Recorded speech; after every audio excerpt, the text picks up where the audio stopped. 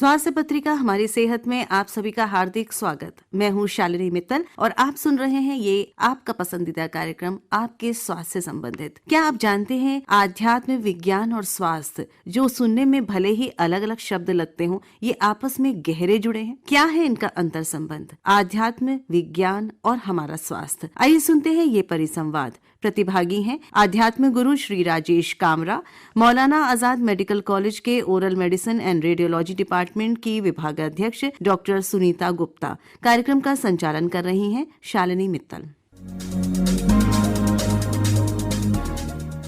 श्रोताओं नमस्कार। हमारे साथ हमारे स्टूडियो में हैं आध्यात्मिक गुरु श्री राजेश कामरा जी। आप 15 साल से आध्यात्म साधना कर रहे हैं। आपने जीवन में और जीवन के दुखों को बहुत करीब से देखा है, समझा है और लोगों को स्वस्थ और प्रसन्न रखना, उनको प्रसन्न रखने की दिशा में प्रयास करवाना, मार्गदर्शित करना, यही आपके जीवन का उद्देश्य है। हमने सोचा हमारी सेहत में क्यों ना हम अपने सारे श्रोताओं को ये लाभ पहुंचाएं इस कार्यक्रम के माध्यम से। किस तरह से गुरुजी ने जीवन में करोड़ों लोगों के दिलों को छुआ है। तो गुरुजी बहुत बहुत स्वागत है आकाशवाणी के स्टूडियो में आपका। शुक्रिया। साथ ही साथ मैं श्रोताओं को ये भी बता दूं कि हमारे साथ हैं डॉक्टर सुनीता गुप्ता और आप प्रोफेसर एंड हेड हैं ओरल मेडिसिन एंड रेडियोलॉजी में मौलाना आजाद मेडिकल कॉलेज में। तो डॉक्टर सुनीता गुप्ता आपका भी बहुत बहुत स्वागत है स्टूडियो में। आप शुरुआत से बहुत सालों से गुरुजी से जुड़ी रही हैं, तो हम जरूर चाहेंगे कि कार्यक्रम में आपके भी विचार हमें पता लगे, श्रोताओं को भी पता लगे कि किस तरह से आप गुरुजी से प्रभावित रही और किस तरह से एक मेडिकल प्रोफेशनल होते हुए, एक बड़े ओहदे पर होते हुए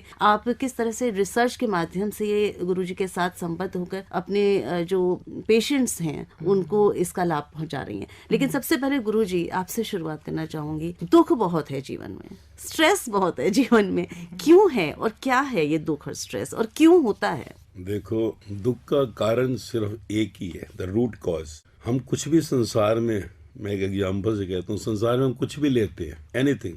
मार्केट में जाकर के टमाटर आलू भी खरीदते हैं तो हमें पता है इसका पर्पस क्या है और हम पूरी छानबीन करते हैं। तो जिंदगी में हम कुछ भी लेते हैं, कहने का अर्थ है we never take it like that only. हमने एक चीज जो सबसे important part of the life है, जो बहुत महत्वपूर्ण है जीवन का हिस्सा, कि ये शरीर जो है जिसका नामकरण हुआ, जन्म लिया, माँ बाप ने नाम दिया, हमने नाम को सब कुछ मान लिया, पर ये शरीर जो है, ये जिंदगी जो इसके अंदर चल रही है, क्योंकि जिंदगी चल रही है, अंदर जीवन चल रहा है तो ये शरीर काम का है, बैटरी है तो मोबाइल काम का है। अब ये जन्म से मृत्यु का जो खेल है वो क्या है? उस मरे हुए शरीर में जीवन का आना हम जन्म कहते हैं, उस जीवन शक्ति का बाहर आना हम इसे मृत्यु कहते हैं।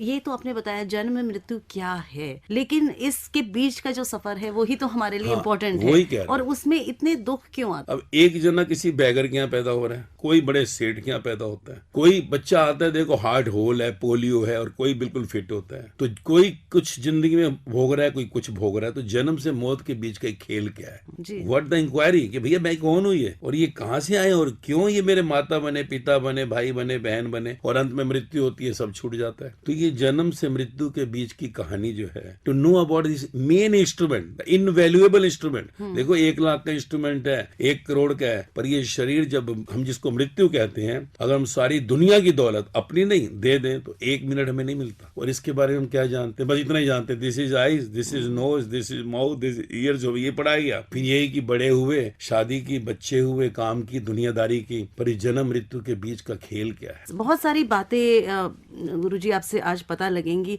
जीवन मृत्यु, जीवन का ये जो चक्र है, पर क्या होता है कि हम जब आए हैं, जीवन हमें मिला है, कोशिश ये होती है या ये एक इच्छा होती है, यूं कहें कि हम खुशी खुशी इस जीवन को का यापन करें। और जब यहाँ पर हमें शारीरिक कष्ट होते हैं तो हम डॉक्टर के पास जाते हैं कि हमें ये परेशानी है, हमें इसका इलाज कराने आए हैं। पर कई परेशानियां होती हैं जो हम खुद ही शायद हम जिसको जन्म देते हैं, जिनको हम मानसिक तकलीफ भी कह सकते हैं, परेशानियां कह सकते हैं, स्ट्रेस कह सकते हैं, या उनसे उपजी हुई कुछ मेंटल डिसऑर्डर्स भी हो सकते हैं। तो वो मैं चाहूंगी डॉक्टर सुनीता आप बताएं कि किस तरह के मेंटल डिसऑर्डर्स हो सकते हैं। सबसे कॉमन तो यही होता है, जब शुरुआत होती है तो हम कहते हैं कि हमें नींद नहीं आ रही है। उसके बाद कुछ कुछ थोड़ी छोटी बातों में हमें गुस्सा आ जाना, इसके सिर्फ इतना नहीं, बार बार लगता है कि रोना, ये कुछ सिम्टम्स हो जाए तो डिप्रेशन की शुरुआत के सिम्टम्स होते हैं। और जो अध्यात्म के साथ चलना शुरू करते हैं उसमें, और एक जो वर्ड बार बार गुरुजी बताते हैं वो ये है, एक रिलैक्स रहना। तो वो किस तरह से है वो गुरुजी आप ही बताएंगे कि वही मूल है सारे दुखों का कारण।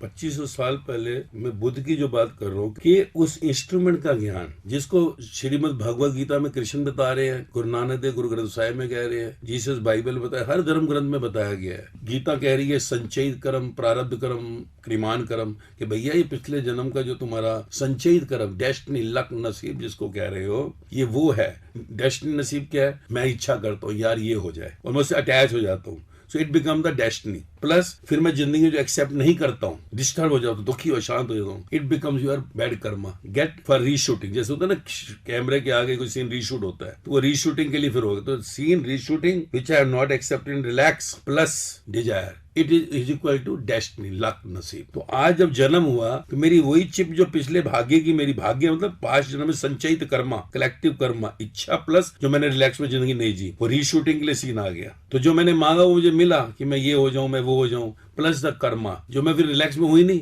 भाई तूने ही तो मांगा था ये, अब तो रिलैक्स में रहे। तो हम जब रिलैक्स में नहीं रहते क्योंकि वी आर नॉट एक्सेप्टिंग। तो दुनिया में जितने भी ये धर्म को उपलब्ध लोग हुए कली युग में, हमारे बुद्ध, महावीर, जीसस, मोहम्मद, सब इन्होंने जो है एक ही लाइन सब में कॉमन है, and you get attach to this one line, समझ जाओ जिंदगी में दुख आएगा ही नहीं। क्या है? जीसस कहते हैं टोटल एक्सेप्टेबिलिटी। वही जो सा महावीर कहते हैं अहिंसा परमो धर्म, कि अपने पर हिंसा मत करो। गुरु नानक देव कह रहे हुक्म के अंदर सब, हुक्म के बाहर ना कोई। हुक्म में सब हो रहा है, हुक्म रजाई चलना, स्वीकार करो। वही गीता कह रही है।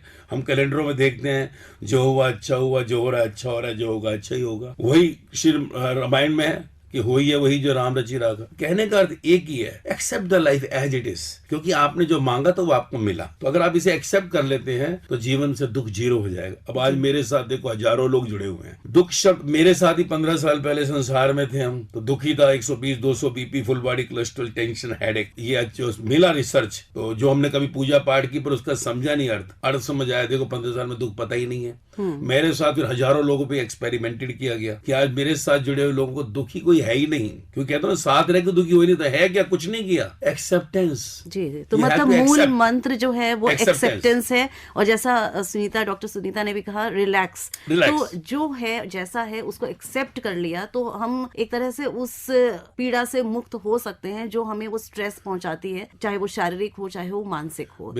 तो आप जो आध्यात्म का जो एक गाइडेंस देते हैं, जितने लोग आपके साथ जुड़े हैं, उसमें क्या रहता है, क्या प्रोसीजर होता है? देखो सबसे इंपॉर्टेंट यही है कि मैं जो भी कह रहा हूँ मेरा अनुभव कह रहा हूँ। आज more than 3500 hours on record है, सब मेरा अनुभव है। और वो अनुभव क्या कह रहा हूँ कि भाई जीवन के अंदर मैं भी परिवार, बच्चे, संसार, बिजनेस करता था, रिटायर हुआ। आज जीवन में दुख नहीं है और सब चीजें कॉमन संसार में है। एक ही चीज कहता हूँ कि तुम इस जीवन के खेल को समझे नहीं। हम हर इंस्ट्रूमेंट को ज्ञान ले लिया, इस शरीर का ज्ञान नहीं लिया। क्या है यार ये? और ये सारे ग्रंथों में भी लिखा हुआ है। जब आप ये समझ जाते हैं तो मैं एक ही चाहता हूँ कि रिलैक्स में आओ। आपके शरीर की बीमारियां जो हैं 75% because of your negative thoughts. आप अपने विचारों को सही दिशा अगर दे देंगे आप मौज में आ जाएंगे। फॉर एग्जाम्पल किसी की डेथ होती है, देखो आप पहले दिन कितना दुखी होता है, खाना भी नहीं खाएगा, 2 दिन बाद 4 दिन बाद देखो फ्रेश, 13वें दिन के बाद दुकान भी खोल रहा है।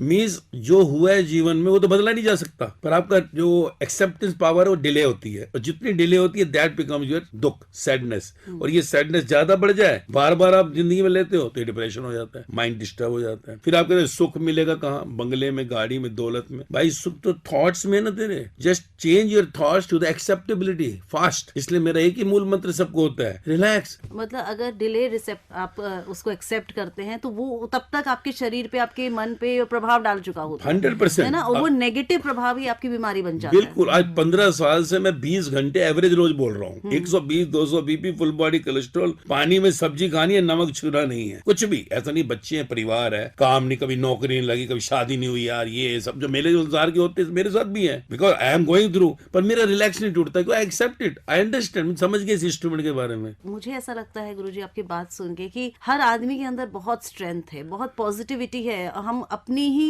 पॉजिटिव थिंग्स हैं उनको भूल जाते हैं, और हम जो डिप्रेशन या नेगेटिविटी, स्ट्रेस या दीन दुनिया में रहकर हम अपने ऊपर ही एक नेगेटिव चादर सी ओढ़ लेते हैं। जैसे कि धीरे धीरे करके हम बीमारी की तरफ चले जाते हैं। बिल्कुल एक ही चीज है, देखो ना, आप सोचो जिंदगी के अंदर कितना भी हमारे को स्ट्रेस आ जाता है, डिस्टर्बेंस आती है, हम जब तक उसे एक्सेप्ट नहीं करते तब तक हम डिस्टर्ब रहते हैं, और एक्सेप्ट करते ही हैं। हो गया ना भाई, एनालाइज कर क्या गलती अगली बार नहीं हो। अब 2 दिन बाद जो उनसे खुश होना है, और 2 दिन का जो अंदर कचरा इकट्ठा हो गया विचारों में, वो इकट्ठा होते होते ब्रेन को डिस्टर्ब करता है, एंड देन फ्यूचर में फिर तुम पास्ट को ले आते हो उसी को। अब तू प्रेजेंट को अच्छा कर ले तो तेरा फ्यूचर भी अच्छा हो जाएगा। आज आप देखो हमारे बच्चे नौजवान है, कितने शरीर डिस्टर्बेंस है, कि कारण क्या है?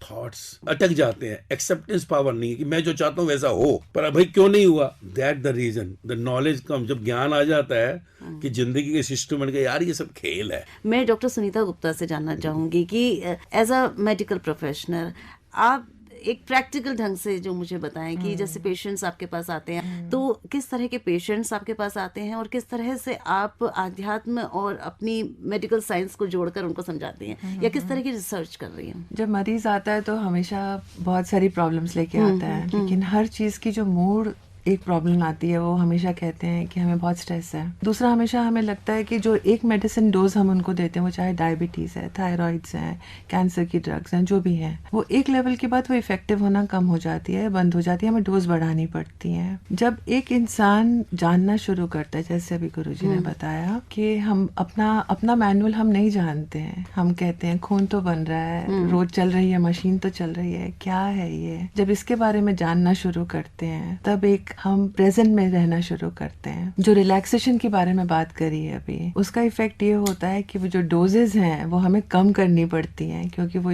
उसकी इफेक्टिवनेस बढ़ जाती है। इतना पॉजिटिव प्रोफाउंड इफेक्ट है। जिनको रात को सोने के लिए 3-3 2-2 टैबलेट्स लेनी पड़ती हैं, अगर वो जो इनका एक लेक्चर, जो स्पिरिचुअल लेक्चर है, वो सुन के सोता है इंसान, तो वो अपने आप सोना शुरू कर देता है। उसको किसी भी तरह की मेडिसिन की जरूरत नहीं है, क्योंकि उसको एक्सेप्टेबिलिटी हो गई है अभी। तो it's the way of living to art of dying. जब वो एक समझ में आता है, बिकॉज सबसे बड़ा खौफ किसी इंसान को अगर है तो मृत्यु का है।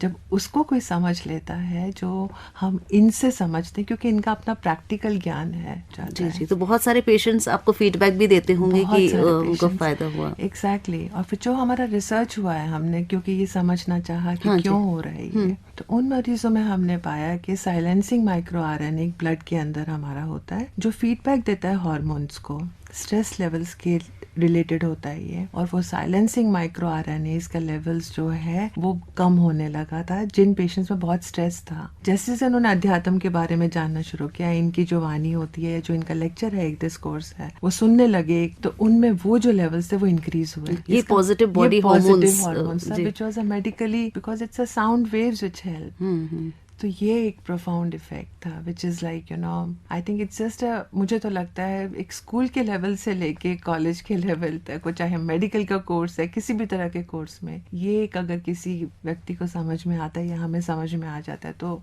हर चीज they start falling in place, है ना। तो जब पॉजिटिव थॉट्स होंगे तो बॉडी में फिजिकली भी पॉजिटिव बदलाव होंगे। गुरुजी, चलते चलते क्या टिप्स देना चाहेंगे गुरुजी हमारे श्रोता? बहुत सारे श्रोता जुड़े हैं इस कार्यक्रम से। यही मैं कहूँगा कि देखो, हमने जिंदगी में बाहर का बहुत ज्ञान लिया है, एंड हमें वे ऑफ लिविंग जिंदगी के बारे में पता है, परंतु हमें जिंदगी का मकसद नहीं पता है। इंस्ट्रूमेंट जो है ये क्यों मिला है, तो सिर्फ जीवन का ज्ञान, इस इंस्ट्रूमेंट का ज्ञान, मैं कौन हूँ, क्या है, और बहुत सहज तरीके से मैं देता हूँ। और मैं सिर्फ ये मैं चीज, देखो मैं यहाँ तक बोलता हूँ, एक बार आपको पता लग गया, आई गिव गारंटी, तो मैं ये गारंटी देता हूँ कि मैं तुझे दुखी नहीं होने दूंगा। तेरे पर कमाई है नहीं है, तेरे शरीर में बीमारी है, तेरे बच्चे पढ़ नहीं रहे, तेरा नुकसान हो गया, तेरा अपमान बहुत हो रहा है, मैं तुझे दुखी नहीं होने दूंगा। और एक बार तू दुखी नहीं होता, इसका जो इंपॉर्टेंट रिजल्ट क्या है मालूम, जो हम समझते नहीं, आनंद, ब्लिस। जी, अरे दुख तुझे दुखी नहीं कर रहा, तो सुख तुझे सुखी क्या करेगा? तो you remain the stable form. और इस स्थिति को ही सच्चिदानंद का है। देखो ये बहुत बड़ा शब्द है, हम सोचते हैं बहुत बड़ा भगवान को पाना मुश्किल, नहीं, भगवान पाने के लिए तो भैया शरीर मिला है। तो ये तो एक संसार के अंदर शरीर की हेल्थ जैसे कह रहे हैं, हजारों लोगों पर इंप्लीमेंट हुआ है। Thoughts are the main makes your body problem. एक ही मूल मंत्र बनाओ, रिलैक्स, तो उससे आपका जीवन में बहुत सारी बातें हैं जो अभी भी मुझे लगता है कि गुरुजी से हम जान सकते हैं, सीख सकते हैं, अब जीवन को बेहतर बना सकते हैं, स्वस्थ रह सकते हैं। बहुत सारी चीजें जानी, हमारे श्रोताओं ने भी जरूर लाभ लिया होगा। तो धन्यवाद देना चाहेंगे कि आध्यात्मिक गुरुजी श्री राजेश कामरा जी आप स्टूडियो में आए, और डॉक्टर सुनीता गुप्ता आप भी स्टूडियो में आई और इस कार्यक्रम को सफल बनाया, और बहुत सारी बातें आज हमें जानने को मिली आप दोनों के माध्यम से। बहुत बहुत धन्यवाद। आध्यात्म, विज्ञान और हमारा स्वास्थ्य। अभी आप सुन रहे थे ये परिसंवाद। हमारे प्रतिभागी थे आध्यात्म गुरु श्री राजेश कामरा, मौलाना आजाद मेडिकल कॉलेज के ओरल मेडिसिन और रेडियोलॉजी डिपार्टमेंट की विभागाध्यक्ष डॉक्टर सुनीता गुप्ता। कार्यक्रम का संचालन कर रही थी शालिनी मित्तल। कार्यक्रम में अब आगे सुनते हैं एक भेंटवार्ता, फैटी लिवर, कारण और उपचार, इस विषय पर senior hepatologist, head liver sciences से ली गई भेंटवार्ता डॉक्टर अशोक चौधरी हमारे स्टूडियो में। इनसे बात कर रही हैं शालिनी मित्तल। डॉक्टर साहब, बहुत बहुत स्वागत है आकाशवाणी के स्टूडियो में आपका। धन्यवाद, नमस्कार टू आप सबको। डॉक्टर साहब, लिवर की बात करते हैं तो ये शरीर का एक बहुत ही बड़ा अंग है। अगर हम ये कहें कि शरीर का शायद दूसरा सबसे बड़ा अंग इसको माना जाता है, और साथ ही साथ ये बहुत सारे महत्वपूर्ण कार्य करता है, बायोलॉजिकल फंक्शंस हमारे शरीर के लिए करता है, और इसका स्वस्थ रहना बहुत आवश्यक है। हमारे शरीर को अगर नॉर्मल रखना है, स्वस्थ रखना है, तो एक बहुत कॉमन शब्द है, बहुत कॉमन सुना जाता है फैटी लिवर, और आजकल तो ये बहुत कॉमन हो गया है। तो क्या होता है फैटी लिवर और क्यों इतना कॉमन हो गया है, ये पहले जानना चाहेंगे आपसे।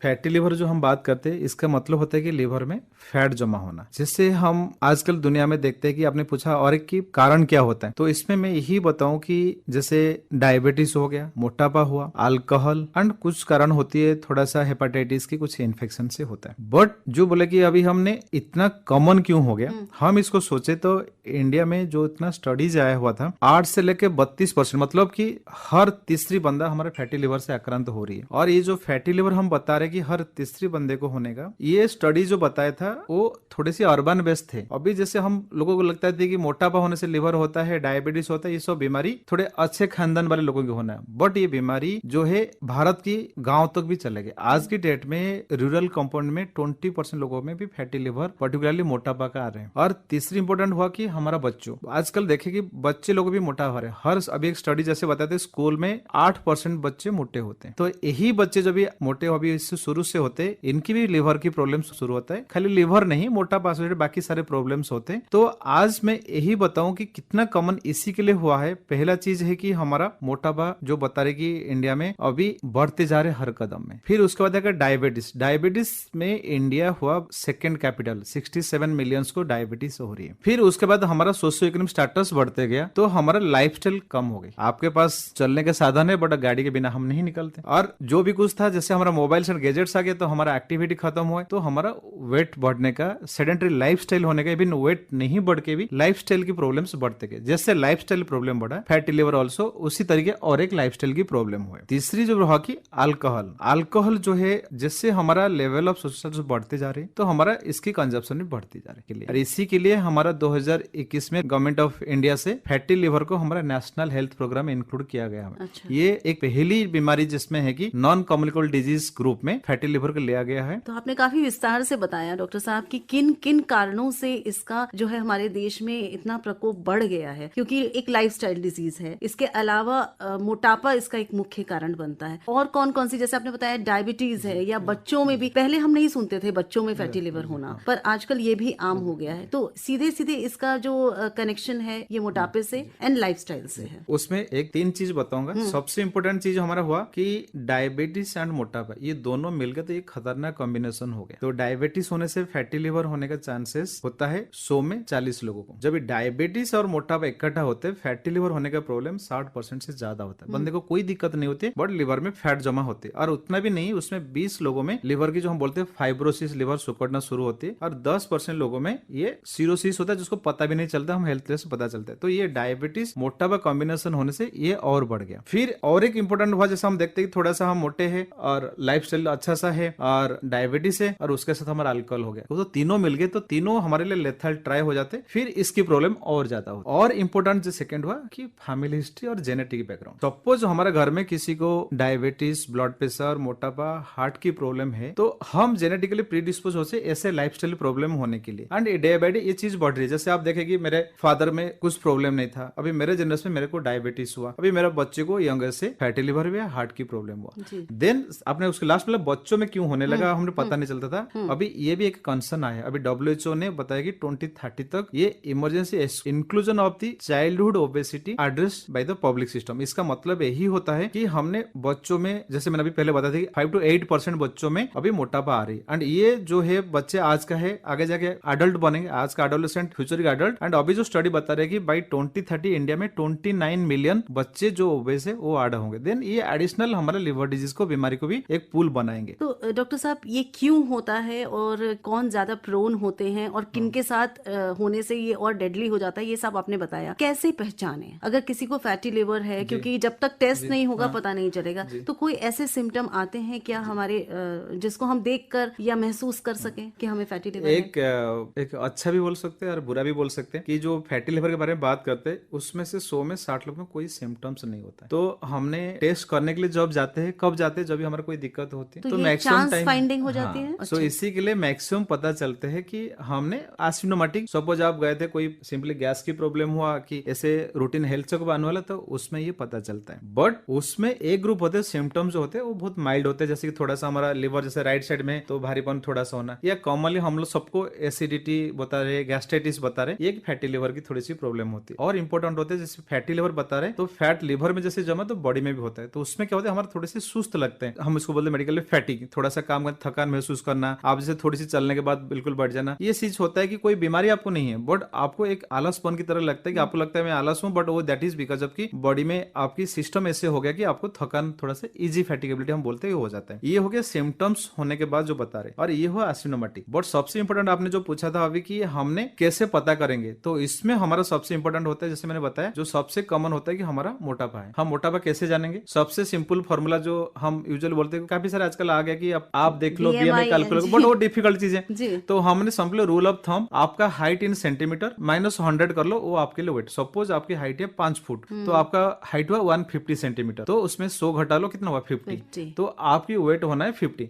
तो मैं आपके माध्यम में वही बताऊं, सब अपने एक स्टिकर लगा लीजिए कि मेरा हाइट इतना है। सपोज मेरा हाइट 165 है, तो मेरा वेट 65 से ऊपर। मतलब बहुत आसानी से आप इसको याद भी कर सकते हैं। हाइट सबको पता होती है अपनी, उसमें से 100 माइनस करेंगे तो 1 को हटा दो, 165 सेंटीमीटर से 1 निकाल। जी, तो ये हमारा आइडल वेट होना चाहिए। इससे कितना मार्जिन नहीं, उससे मार्जिन तो नहीं है, बट हम उससे है कि उसके ऊपर है तो वी शुड थिंक ऑफ कि we are little bit over it. सबको ऐसे नहीं होता है, तो ये चीज होना है। फिर उसमें ऊपर है तो हम बीएमआई को देख सकते हैं, बीएमआई ग्रेडिंग होती है 1 2 3, वो हो गया मोटापा होते तो थोड़ा सा फैटी लिवर रिस्क। सेकंड है डायबिटीज, लॉन्ग स्टैंडिंग डायबिटीज हमारा है, थोड़ा कोलेस्ट्रॉल बढ़ के आ रही है, तो ये चीज होता है। और थर्ड इंपॉर्टेंट चीज होता है हमारे ट्रंकल ओबेसिटी, जो पेट बाहर निकलना, हम बोलते हैं खाते पीते घर के बच्चे, वो हमारा जब पेट बाहर दिखाई दिया आपके 60 से बाहर, तो इसका मतलब थोड़ी सी फैटी लिवर की चांसेस हो सकता है। यही कुछ सिम्टम्स है। तो इवन फैटी लिवर के सिम्टम नहीं होके हम टेस्ट करके इसको अर्ली फेज में पता कर सकते हैं। और अर्ली फेज में पता करना क्यों जरूरी है, जैसे मैंने बताया कि लिवर की बीमारी में जो सबसे एंड स्टेज होता है फाइब्रोसिस और सिरोसिस, वो भी बिना सिम्टम से पता चलता है। तो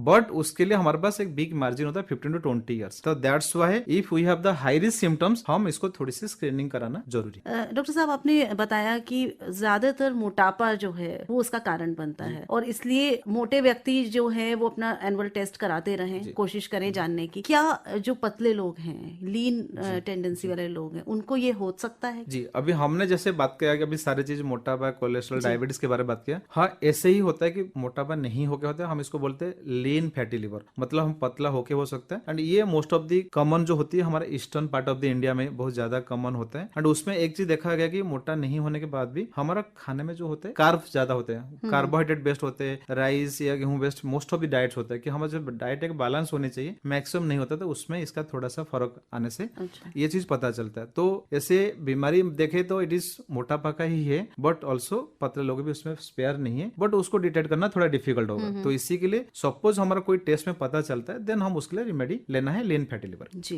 डॉक्टर साहब, प्रेगनेंसी में इसके चांसेस क्या चांसेस हैं? क्योंकि प्रेगनेंसी है, महिला वैसे ही वेट गेन करती है, उसके बाद भी वेट गेन होता है, तो उसको इससे कहना कि मोटापा है, थोड़ा एक दिमाग में आ रहा था प्रश्न, तो मैंने सोचा आपसे पूछूं कि क्या पॉसिबल है? हाँ, बहुत अच्छा क्वेश्चन। प्रेगनेंसी में हमारा एवरेज थोड़ा सा वेट गेन होता है, बिकॉज एक तो बॉडी की फिजियोलॉजी चेंजेस होती है, फिर घर में सबका प्यार होता है, खाना भी ज्यादा मिल जाता है, और उसके साथ होता है कि हमारा एक्टिविटी भी रिड्यूस होती है। तो ये 3 चीज होने से मोटापा होता है। बट ये मोटापा डायरेक्टली कोरिलेट नहीं करते फैटी लिवर होने के लिए। हम सपोज प्री प्रेगनेंसी मोटापा हमारे पास या फैटी लिवर था, या उसके बाद जो हमारा पोस्टमार्टम हम बोलते हैं कि डिलीवरी के बाद हमारा वेट रिडक्शन होनी चाहिए, एक्टिविटी होने काफी हो नहीं पाता है because of the lot of things, social भी बोल सकते हैं, अपना पर्सनल भी एक होता है और बॉडी लेवल आता है, तो नहीं होने से तो मैक्सिमम क्या होता है ना, मोटापा रह जाता है। और एक होता है प्रेगनेंसी में हमारा एक डायबिटीज होती है, हम बोलते हैं गेस्टेशनल डायबिटीज, इसमें से अराउंड 70% ठीक हो जाता है प्रेगनेंसी, बट उसके बाद कुछ ग्रुप में वो रह जाता है। तो ये भी एक रिस्क फैक्टर होता है फैटी लिवर बनाने के लिए। डॉक्टर साहब, बात कर ली क्यों होता है, कैसे टेस्ट किया जाता है, क्या इसको बचाया जा सकता है, थोड़ा सा और बताएं कि हाउ टू प्रिवेंट। सबसे पहले तो मैं बताऊं कि फैटी लिवर जैसे आपके माध्यम में बोलूंगा कि ये बीमारी नहीं है। फर्स्ट ऑफ ऑल ये हमारा एक लाइफस्टाइल प्रॉब्लम है, लाइफस्टाइल प्रॉब्लम, और हमने कारण तो अच्छा सा पता कर लिया है, तो ये हमको इम्प्रूवमेंट होनी। सबसे इंपॉर्टेंट हमारा होता है कि जो आज के जमाना के सेडेंटरी लाइफस्टाइल, हमारा यही रिक्वेस्ट है। आई थिंक WHO ने बताया एटलीस्ट 30 मिनट से डे, 5 डेज ए वीक। और आजकल काफी अच्छा है, हमने देखा है कि काफी ऑर्गेनाइजेशन उन्होंने किया कि 10,000 स्टेप्स आपका पर डे नहीं होता है तो आपकी हाफ डे लीव लग जाएगा। So these are the enforcement agency, तो we will try out our best करने के लिए, एक्टिविटी के लिए। सेकंड होता है कि हमारा एक्सरसाइज में इससे बताऊंगा, हम जब एक्सरसाइज कोशिश करते हैं ये होता नहीं। आपका ट्रेडमिल आता है तो 6 महीने उसको कपड़ा टांगते हैं क्योंकि मोटिवेशन नहीं होता है। एंड यही बताऊंगी, चाहे एक्सरसाइज बोले, जिम बोले, जो भी करना होता है, first 3 months is very tough. हमने 3 महीने कर ली तो it becomes a habit, and जब भी हमने इसको 6 महीने तक रगड़ के ले लिया तो it become a part of life, उसके बाद हम बंद नहीं कर सकते। सो ये चीज बहुत इंपॉर्टेंट होता है लाइफस्टाइल हिसाब से हम करने के लिए। फिर हाँ, वेट रिडक्शन जैसे हम सोचते हैं कि कितना करना, जैसे मैंने बताया फॉर्मूला, तो काफी लोग तो उसमें डर जाएंगे कि हम 150 से 50 आएंगे तो डॉक्टर साहब क्या हमको दीवार में टंगा दो क्या, तो वो नहीं। तो उसमें हमारा यही होता है कि एटलीस्ट ट्राई कि हमारा 10% वेट रिडक्शन मिनिमम होना। सपोज यार 100 किलो तो एटलीस्ट 90 किलो तक हमारा टारगेट होना है। तो उसमें हमको क्या करना है, एक्सरसाइज और डाइट, एक सर्टिफाइड डाइटिशियन से डाइट चार्ट लेना है, वो मैं बताऊं कैसे, हम नेक्स्ट में आएंगे। फिर उसके साथ हमारा जो नेक्स्ट इंपॉर्टेंट होता है कि हमारा slow weight reduction, 1 to 2 kilo per month. It's not aggressive मैंने 5 किलो 10 किलो कम कर लूं, वो थोड़ा सा हमारे लिए problem. So slow sustained, more important है हमारा सस्टेंड एफर्ट। तो ये हुआ वेट रिडक्शन के लिए। फिर हमारा डाइट, क्योंकि जैसे मैंने बताया डाइट इज मोस्ट इंपोर्टेंट इसके लिए। तो डाइट को हमने यूजुअली हमारा देखे तो खाना मैक्सिमम कार्बोहाइड्रेट बेस्ड होता है, सुबह पराठा, दोपहर में चावल, रात को भी पराठा। तो ये चीज होता है, तो हम इसको ऐसे बैलेंस करके इट शुड बी रिड्यूस। हम इसको बोलते हैं कि माई प्लेट फॉर्मूला, मैंने आपकी खाने का जो प्लेट है उसको हम 4 भाग डिवाइड करेंगे। तो एक वह पर हमारा सेरियल्स, मतलब हमारा राइस है, रोटी है बेस्ट। दूसरी बना होने पल्सेस, मतलब दाल वाली चीज जो भी होती है उस बने। एक डायरी प्रोडक्ट्स, मिल्क हुआ, छेना हुआ, दही हुआ, और चौथे में फ्रूट्स एंड सैलड्स हो सकते हैं। तो ये हो गया डाइट, एक्सरसाइज एंड इसके ऊपर। देन हमारा नेक्स्ट होती है कि मेडिकेशन के माने। तो मेडिकेशन के लिए हम फैटी लिवर ट्रीटमेंट बोलते हैं। तो 80% of treatment is by this lifestyle measures only. बाकी आजकल कुछ मेडिसिन आए हैं कि काफी लोग होता है कि वेट रिडक्शन के लिए कैसे हेल्प करना डाइट से, तो होना मुश्किल होता है। तो हम थोड़ी सी फैटी लिवर रिलेटेड कुछ दवाई है जो कि इफेक्टिव होते, बट जब तक वेट कम नहीं होता उसका इफेक्टिव नहीं होते। तो मेडिकेशन से, बट मेडिकेशन हम यहाँ से तो डिस्कस नहीं होते, बट आई कैन से कि आपने फैटी लिवर हुआ है, आपने डाइट मॉडिफाई करा, आपका एक्सरसाइज और वेट फिर भी ठीक नहीं हो रहे, तो हमने एक लिवर स्पेशलिस्ट डॉक्टर को दिखानी। उसमें कुछ मेडिसिन से वो इफेक्टिव होंगे, बट मेडिसिन की एफिकेसी आती है जब हमारे साथ diet and weight reduction possible हो। जी, पर इसको रिवर्स किया जा सकता है, फैटी लिवर को ठीक किया जा सकता है। आपने बताया कई तरीके से, अगर हम नहीं कर पाते हैं तो मेडिकेशन से फिर इसको रिवर्स किया जा सकता है। डॉक्टर साहब, बहुत सारी बातें आज हमने जानी आपसे फैटी लिवर के बारे में, और निश्चित तौर पर हमारे जो श्रोता इस कार्यक्रम को सुन रहे हैं वो लाभान्वित हुए होंगे। आपने समय निकाला, आप स्टूडियो में आए, हमारे साथ रहे डॉक्टर अशोक चौधरी जो लिवर स्पेशलिस्ट हैं नारायणा सुपर स्पेशलिटी हॉस्पिटल में। डॉक्टर साहब, चलते चलते कोई संदेश हमारे श्रोताओं के नाम? हम लाइफ को जिए, लाइफ की तरह लाइफस्टाइल को चेंज करें, यही मेरा संदेश सबके लिए। एक लाइफ हमारे मिला है, we make it meaningful, purposeful. हमने लाइफ को जैसे अभी लेंगे, हमारा नेक्स्ट और पोस्ट रिटायरमेंट लाइफ उस तरह की खुशी रहेगा। So have a good life now to have a better life in future. तो डॉक्टर अशोक चौधरी आज हमारे साथ रहे स्टूडियो में। डॉक्टर साहब, बहुत बहुत धन्यवाद कि आप आए, समय निकाला, और इतनी सारी बातें आपने हमें फैटी लिवर से रिलेटेड बताई। तो निश्चित तौर पर हम और हमारे श्रोता लाभान्वित होंगे इससे। बहुत बहुत धन्यवाद यहाँ आने के लिए। Thank you. फैटी लिवर, कारण और उपचार। अभी आप doctor Ashok Chaudhary, senior hepatologist, head liver sciences, Narayana hospital से ली गई भेंट वार्ता सुन रहे थे। इसी के साथ स्वीकार करिए शालिनी मित्तल का नमस्कार। फिर मिलेंगे अगली बार।